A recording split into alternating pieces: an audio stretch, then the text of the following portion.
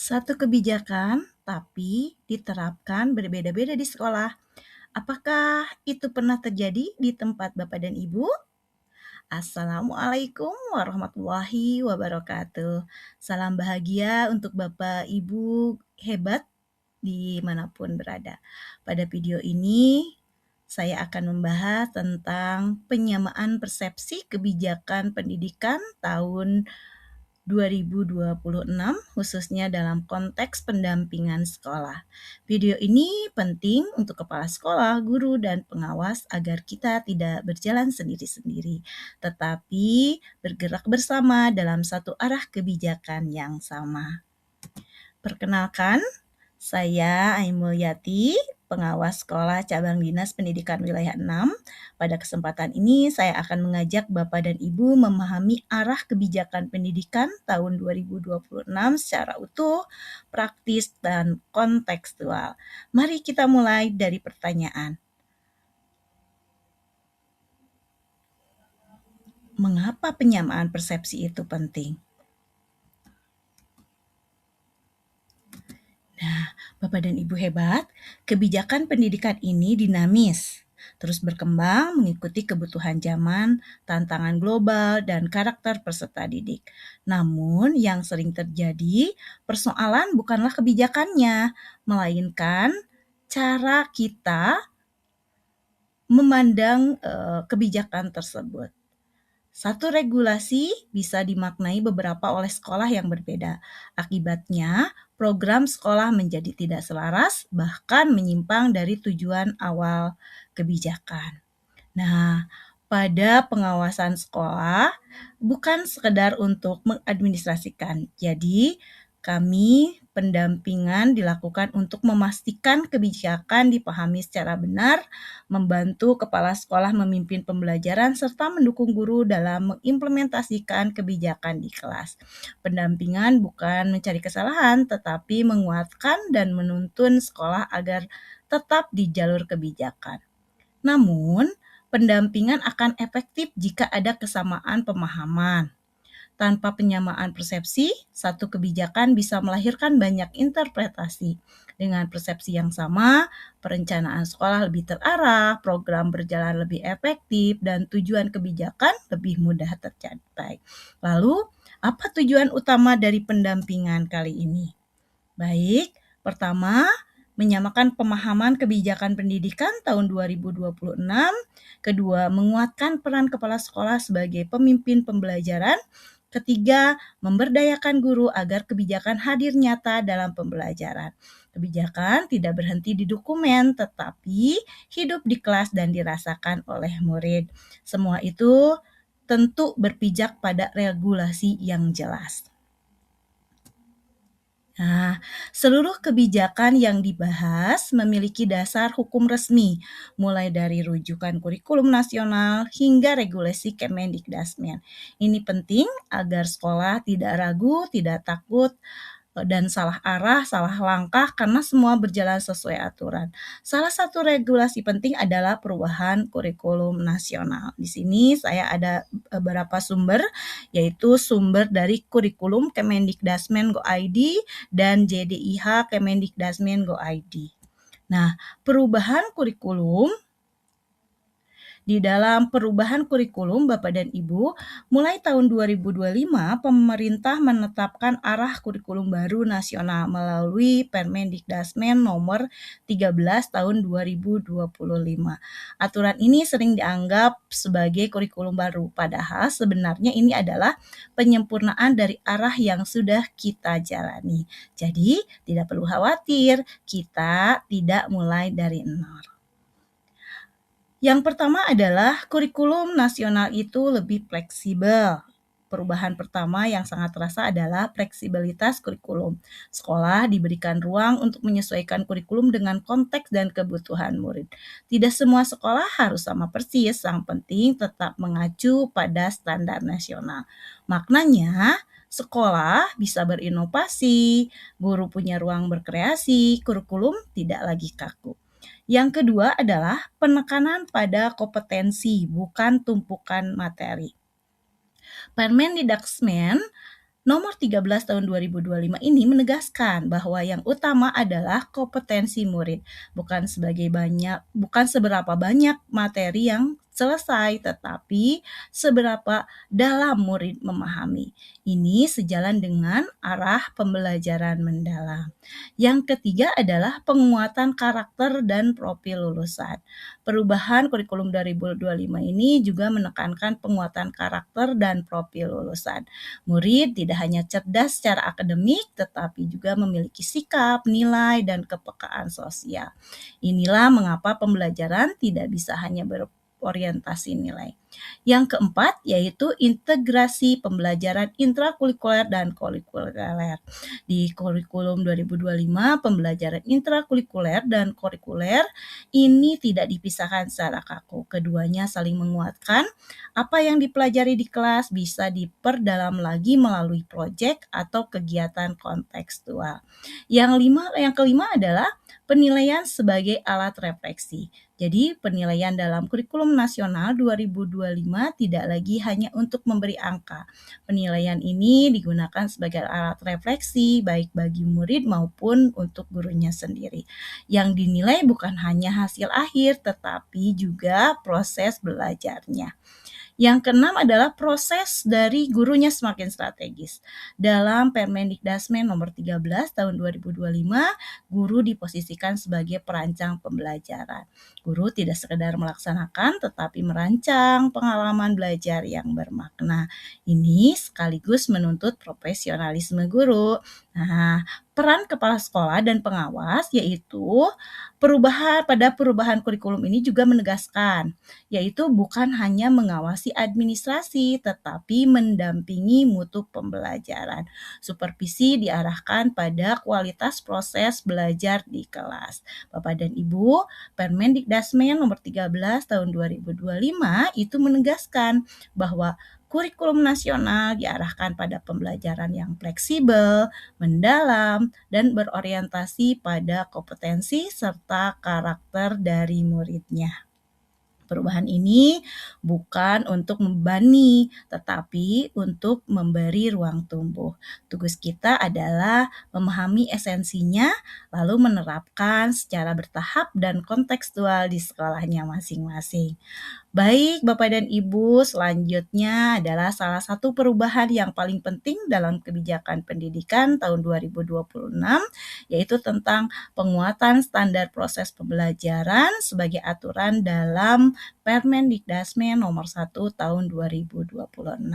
Standar proses pembelajaran ini menegaskan bahwa pembelajaran di satuan pendidikan harus berkesadaran, bermakna, dan menggembirakan. Artinya, pembelajaran tidak lagi berorientasi pada penyampaian materi semata, tetapi pada pengalaman belajar murid. Yang pertama adalah pembelajaran berkesadaran.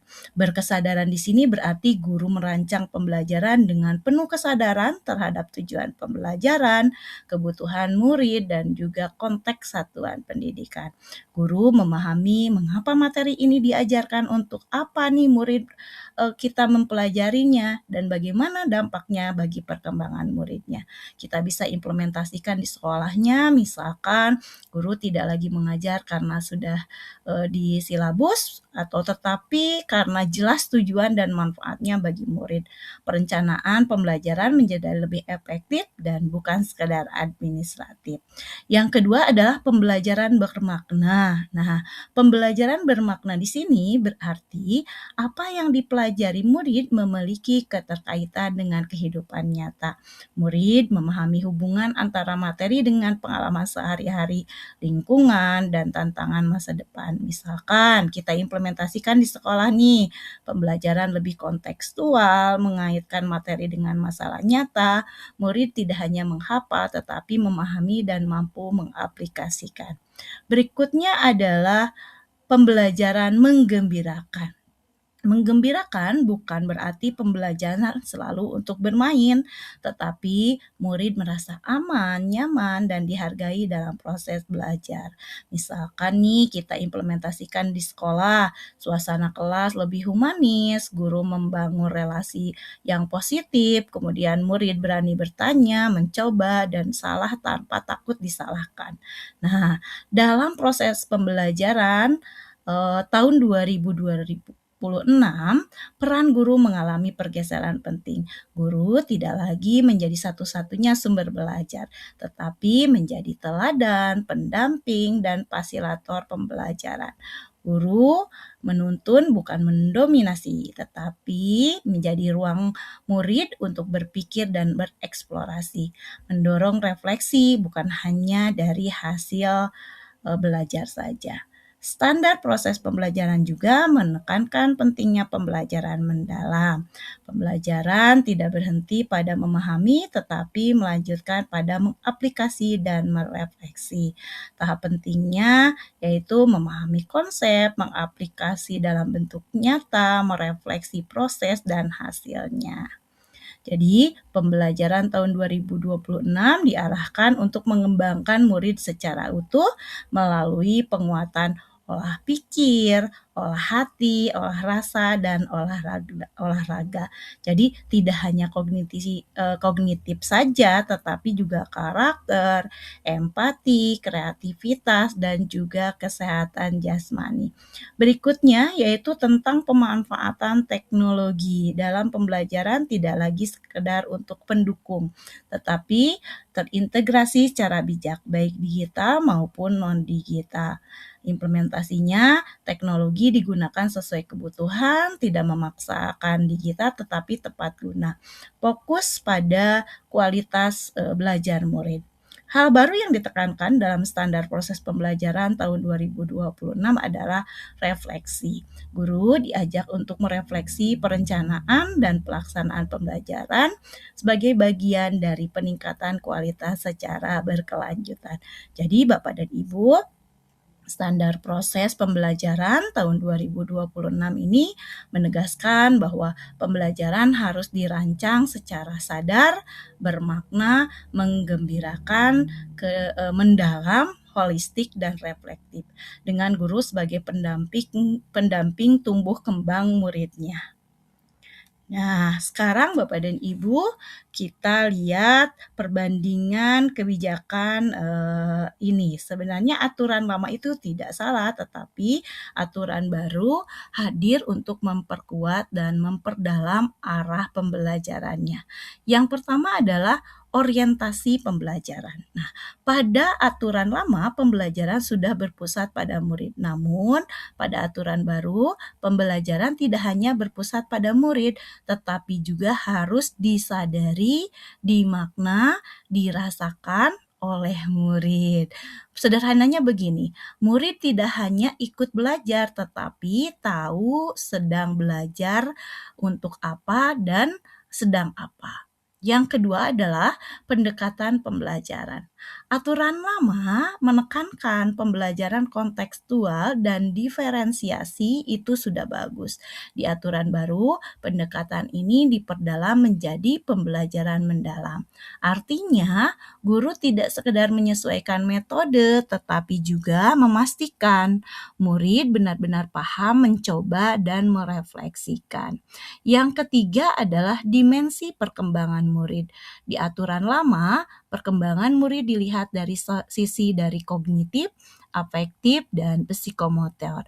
Di aturan baru, ini diterjemahkan lebih utuh lagi menjadi olah pikir, olah hati, olah rasa, dan olahraga. Dengan demikian, pembelajaran tidak hanya mengejar nilai, tetapi juga membentuk karakter dan juga kepekaan dari muridnya. Selanjutnya adalah peran guru. Pada aturan lama, guru berperan sebagai fasilitator. Di aturan baru, peran guru itu lebih diperluas lagi. Guru menjadi teladan, pendamping, sekaligus fasilitator. Jadi, guru itu bukan hanya mengajar, tetapi menuntun murid dalam proses belajarnya. Berikutnya pengalaman belajar murid. Aturan lama menekankan murid memahami dan mempraktikkan. Nah, di aturan baru, pengalaman belajar ini diperjelas menjadi memahami, mengaplikasikan, dan merefleksi. Refleksi ini penting karena disitulah murid benar-benar belajar dari prosesnya. Berikutnya pemanfaatan teknologi. Pada aturan lama, teknologi itu digunakan sebagai pendukung pembelajaran. Nah, di aturan baru, teknologi baru terintegrasi baik itu digital maupun non-digital.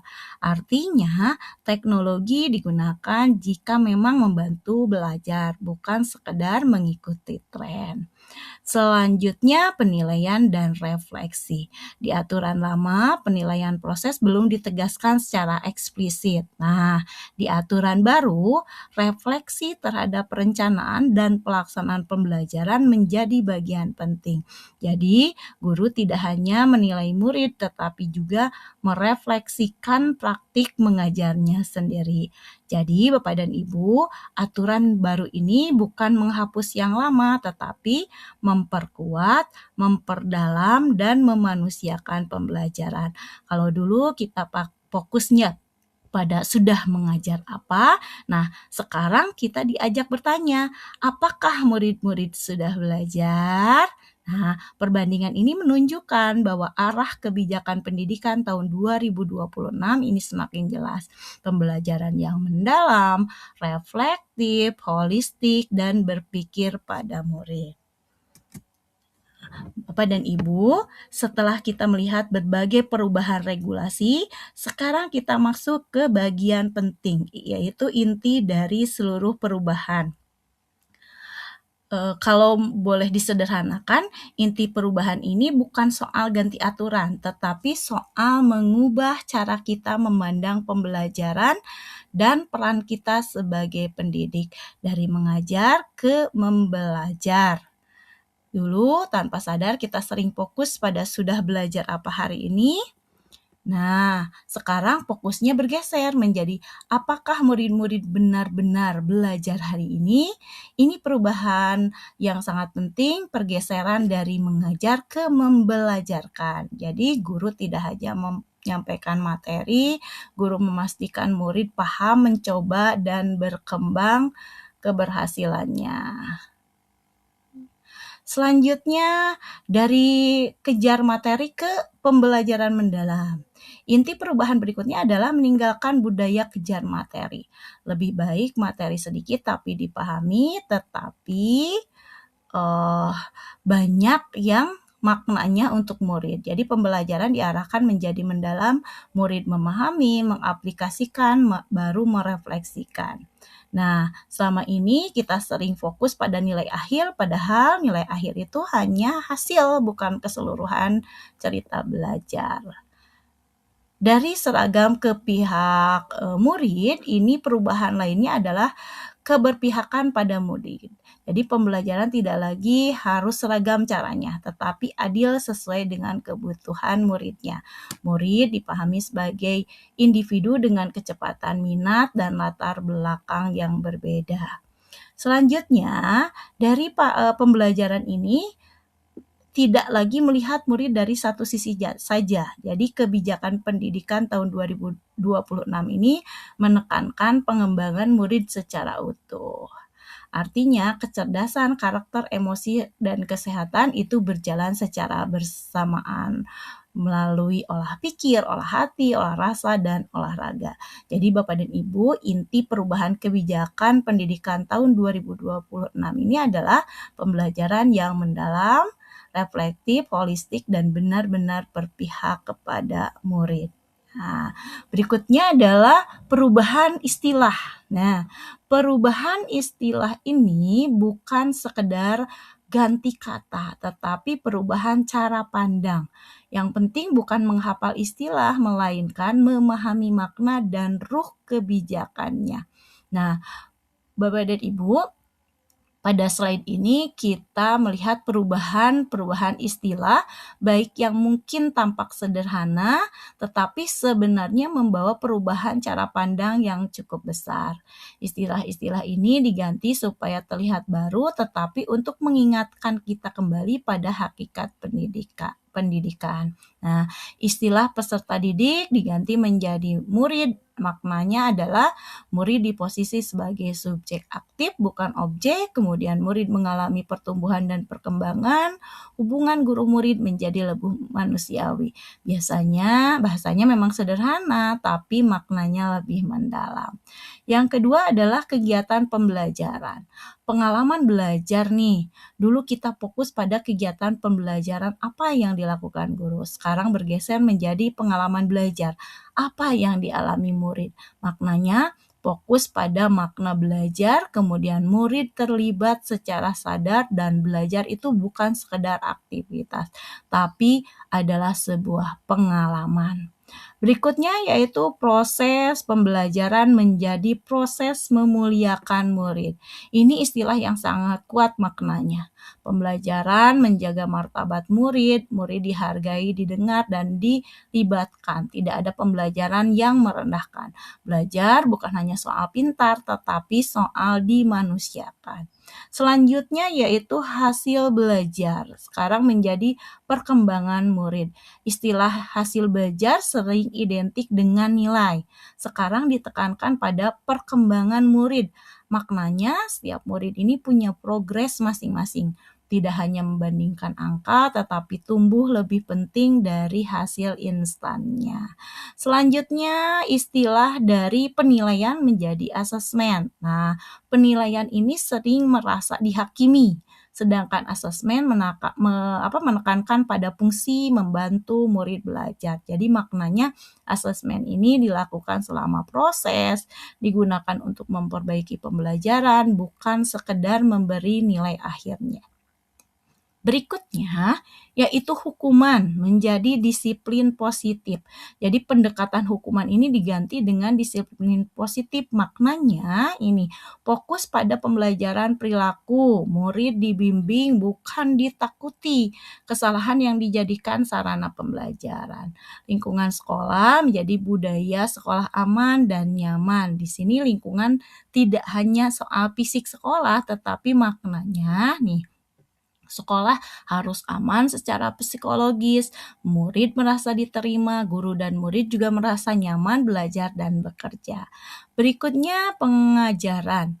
Pengajaran menjadi fasilitas belajar. Jadi kalau kita memaknai pengajaran adalah menempatkan guru sebagai pusat, sedangkan fasilitasi belajar menempatkan guru sebagai pendamping. Maknanya guru menuntun bukan mendominasi, murid aktif bertanya dan mencoba, belajar menjadi dialog bukan monolog. Selanjutnya di kurikulum. Dokumen menjadi kurikulum sebagai pengalaman hidup. Jadi kurikulum ini tidak lagi dipahami hanya sebagai dokumen saja, yaitu misalkan kurikulum itu bisa dalam praktik, terlihat di kelas, budaya sekolah, dan interaksi. Jadi bukan hanya sekedar arsip dari administrasinya. Berikutnya yaitu perlibatan dari orang tua menjadi partisipasi semesta pendidik. Nah, pendidikan tidak hanya tugas sekolah, maknanya orang tua, masyarakat, dan pemangku kebijakan terlibat, berkolaborasi diperkuat. Pendidikan menjadi gerakan bersama. Bapak dan Ibu, kalau kita rangkum nih, perubahan istilah ini menunjukkan bahwa pendidikan kita sedang diarahkan menjadi lebih manusiawi, lebih berpijak pada murid, dan lebih bermakna. Yang berubah bukan hanya kata-katanya, tetapi cara kita memandang murid dan pembelajarannya. Jadi, kita tidak menemukan istilah baru, jangan berhenti di hafalan, tetapi maknanya, karena di sanalah arah kebijakan pendidikan tahun 2026 sedang dibangun. Selanjutnya adalah Bapak dan Ibu kita memahami arah perubahan kurikulum dan kepembelajaran. Sekarang kita masuk ke kebijakan umum pendidikan tahun 2026. Di sini kebijakan umum ini kita ibaratkan sebagai peta besar yang menunjukkan kemana arah pendidikan kita akan bawa.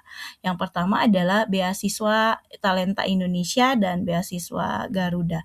Salah satu kebijakan penting tahun 2026 ini adalah penguatan beasiswa Talenta Indonesia dan beasiswa Garuda. Jadi beasiswa ini bukan hanya soal bantuan biaya, tetapi bentuk keberpihakan negara kepada murid-murid yang memiliki potensi dan prestasi. Maknanya dari sekolah perlu mendata dan membina murid potensial, guru berperan mendampingi kesiapan akademik dan karakter, serta penilaian dan portofolio murid menjadi sangat penting. Selanjutnya adalah di tahun 2026 itu isu PM, TKA, dan STEM itu masih akan menjadi perhatian utama dalam proses pembelajaran. Artinya pembelajaran di kelas perlu semakin menekankan pembelajaran yang berpikir kritis, pemecahan masalah, dan juga literasi numerasi. Kita implikasikan di sekolah, misalkan guru perlu membiasakan soal berbasis penalaran. Pembelajaran tidak hanya sekedar hafalan saja, tetapi proses belajar lebih menantang dan bermakna. Nah, di kebijakan umum tahun 2026 juga mencakup pengembangan sekolah Garuda. Jadi sekolah Garuda ini disiapkan sebagai sekolah unggulan yang diharapkan menjadi rujukan dan juga inspirasi bagi sekolah lainnya. Jadi maknanya sekolah rujukan ini menjadi rujukan praktik baik dan penguatan mutu serta manajemen sekolah. Bukan untuk eksklusivitas ya, tetapi untuk berbagi praktik.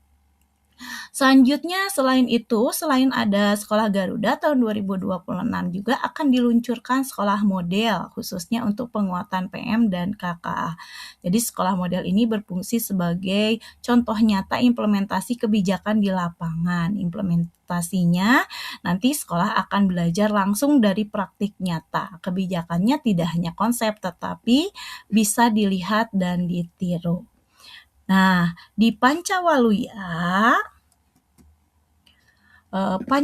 menjadi kebijakan yang semakin dikuatkan di tahun 2026. Jadi bukan hanya digaungkan di tingkat provinsi, tetapi diperluas hingga kabupaten atau kota dan lintas kementerian. Jadi penguatan karakter dan keseimbangan pendidikan tidak hanya akademik dan kolaborasi lintas sektornya. Kolaborasi dan kesiapan sekolah di tahun 2026 tidak bisa berdiri sendiri. Jadi sekolah diharapkan tidak berjalan sendiri tetapi membangun kolaborasi baik itu dengan pengawas, dinas, dan komunitas belajar. Yang ditekankan bukan hanya kecepatan tetapi kesiapan dan keselarasan. Bapak dan Ibu, kebijakan umum pendidikan tahun 2026 ini menunjukkan bahwa arah pendidikan kita semakin jelas ya. Ada penguatan mutu, pemerataan layanan, dan juga keberpihakan pada potensi murid. Tugas kita di sekolah adalah membaca kebijakan ini dengan tenang, memahami esensinya, dan menerjemahkannya secara bijak sesuai konteks satuan pendidikan masing-masing. Berikutnya yaitu di Pancawaluya. Pancawaluya itu diperluas implementasinya. Nah, sekolah negeri diharapkan mengikuti IHT Pancawaluya, sementara di sekolah swasta menyesuaikan dengan kesiapan. Prinsipnya adalah kolaborasi dan penguatan, bukan pemaksaan. Selain itu, kebijakan TKA juga perlu kita pahami. Nah, di kebijakan TKA, Bapak dan Ibu, sekarang kita masuk ke topiknya ya. Banyak yang bertanya, sebenarnya TKA ini mau dibawa kemana? Dan yang paling sering, apa yang harus dilakukan sekolah dan apa saja persiapannya? Yang pertama adalah yang perlu dipahami bersama bahwa TKA itu bukan ujian akhir pendidikan, tetapi sebagai alat ukur. TKA ini digunakan untuk memotret pencapaian dari kompetensi murid. Jadi bukan untuk memberi label pintar atau tidak pintar ya. Jadi TK itu bukan menakutkan, bukan untuk menekan murid, tetapi bahan refleksi dari pembelajarannya. Berikutnya adalah pelaksanaan TKA di tahun 2025 memang cukup mendadak. Ini diakui sebagai proses belajar bersama. Dari sini pemerintah melakukan evaluasi agar pembelajaran TKA di tahun 2026 ini lebih matang dan terencana. Kedepannya, hasil TKA ini direncanakan menjadi salah satu alat validasi nilai rapot. Namun, perlu digarisbawahi, hasil TKA ini tidak berdiri sendiri. Setiap perguruan tinggi tetap memiliki kebijakan afirmasi dan perkembangan lainnya. Hasil TKA berpotensi dimanfaatkan untuk berbagai kebijakan seperti seleksi KIP, Beasiswa Indonesia Maju, PTKIA, dan sekolah kedinasan. Artinya, TKA menjadi salah satu referensi, bukan satu-satunya penentu. Nah, di hasil TKA ini, bahwa rata-rata matematika ini masih relatif rendah ya, dan bahasa Inggris juga bahkan lebih rendah. Ini bukan untuk menyalahkan murid atau guru, tetapi kita cermati bersama. Bisa jadi faktor kelelahan, waktu pengerjaan, dan karakter soal menjadi penyebabnya. Selanjutnya untuk kedepannya nih direncanakan ada beberapa perbaikan teknisnya. Apa? Nah, misalkan waktu pengerjaan matematikanya memungkinkan ditambahkan, kemudian waktu tes dipisahkan ya per mata pelajarannya, kemudian bahasa Inggris akan mengacu pada standar CERV. Nah, hal penting lainnya adalah keterbukaan. Analisis ketercapaian berkompetensi hingga kontrol sosial ini akan dipublikasikan dan dapat diakses oleh guru. Tujuannya untuk apa? Bukan untuk menghafal soal, tetapi memahami pola berpikir yang diukurnya. Nah, dalam pelaksanaan TKA ini juga diberikan afirmasi terutama pada soal pilihan ganda kompleks ya. Selama murid tidak menjawab pertanyaan yang salah, jawaban parsial tetap diapresiasi. Ini menunjukkan bahwa kebijakan TKA diarahkan untuk lebih adil dan memanusiakan. Lalu, apa yang perlu dipersiapkan oleh sekolah atau yang perlu diperkuat? Nah, pembelajaran berbasis penalaran, literasi dan numerasi, soal-soal yang menantang berpikir, kemudian refleksi juga hasil belajarnya. Bukan dengan drilling soal, tetapi dengan memperbaiki kualitas pembelajaran sehari-harinya. Bapak dan Ibu, arah kebijakan TKA ke depannya bukan menambah beban sekolah ya, tetapi mendorong pembelajaran yang lebih bermakna dan berorientasi pada kompetensi. Jadi, kalau pembelajaran di kelasnya sudah baik, TKA akan mengikuti. Karena TKA pada akhirnya hanya memotret apa yang sehari-hari kita lakukan di kelas. Nah, untuk berikutnya Bapak dan Ibu, setelah kita berbicara panjang tentang kebijakan, arah, regulasi, dan pertanyaan yang paling penting adalah contoh di kelas itu seperti apa. Nah, di slide ini kita akan membahas praktik baik pembelajaran yang realisasi dan bisa membantu diterapkan di sekolah masing-masing. Nah, praktik yang pertama adalah guru menyampaikan 7 pembelajaran dengan bahasa yang mudah dipahami. Kemudian contoh sederhananya hari ini kita belajar perbandingan supaya kalian bisa menghitung diskon saat belajar misalkan gitu. Jadi ini adalah salah satu contoh-contoh dari modul ajar praktik baik dari modul ajar. Bapak dan Ibu silahkan boleh untuk meng-share linknya atau bisa di-copy linknya untuk mengetahui ada apa saja sih di praktik pembelajaran ini. Nah, selanjutnya yaitu bagaimana implementasi STEM. Nah, ini juga merupakan sumber praktik baiknya. Jadi di sini ada beberapa contoh praktik baik terkait dengan pembelajaran STEM. Jadi pembelajaran yang bisa diterapkan. Baik, Bapak dan Ibu, praktik baik ini pembelajaran ini tidak harus sempurna ya. Yang penting konsisten dan berpihak pada murid. Mulailah dari hal kecil, lakukan dengan sabar, dan refleksikan bersama. Dari praktik baik ini, kebijakan pendidikan akan benar-benar hidup di ruang kelas. Nah, Bapak dan Ibu, penyamaan persepsi bukan menyeragamkan cara, tetapi menyatukan tujuan dan juga arah gerak. Dengan pemahaman yang sama, kita dapat menghadirkan pendidikan yang bermakna dan berdampak ya. Jika video ini bermanfaat, silakan like, bagikan ke rekan guru dan kepala sekolah, serta subscribe ya, agar tidak tertinggal pembahasan kebijakan pendidikan lainnya. Terima kasih. Assalamualaikum warahmatullahi wabarakatuh.